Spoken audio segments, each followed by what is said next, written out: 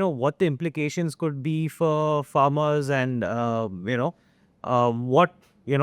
we can look at, what potential externalities could come from that. So you're quite right. Agriculture world over is one of the most protected sectors. Even the USA or Europe or Japan, Europe is very powerful, though. they have duties going up to 300% for some of their agri-produce, because everyone realizes that the conditions of cultivation are very geospecific. You cannot compare a farmer in India to a farmer in the US or a farmer in Europe. Okay, and which is why every country decides what is the level of support that they can afford for their farmers.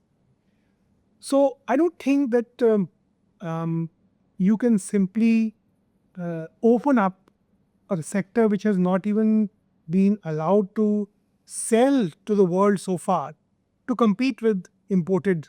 And I'm sure that that's been the consistent stand India has always taken. Yes. And I'm sure that even in these negotiations, this will be a very major red line. Yeah. I do not see this being easily compromised.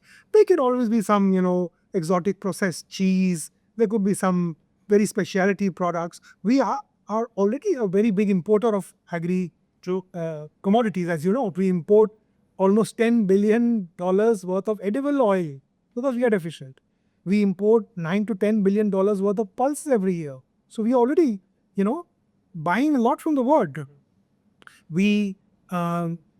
But another thing that I must share with you is that agriculture is the only sector where India enjoys a trade surplus.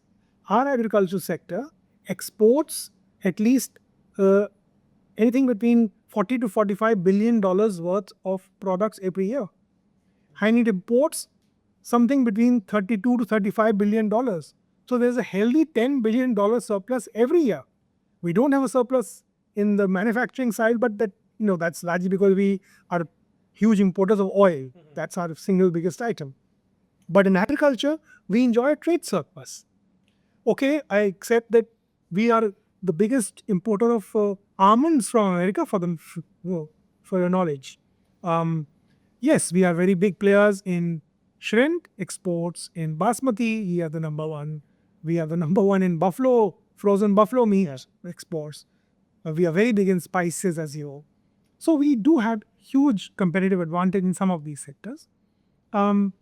But if you were to allow a kind of flood of imports under some sort of free trade regime in agriculture, it would definitely, I think, negatively impact your sector. I don't think that's likely to happen because the government has always, irrespective of the political color, governments have consistently safeguarded this sector.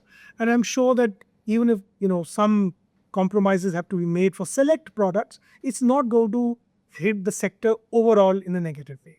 That's my belief and firm conviction.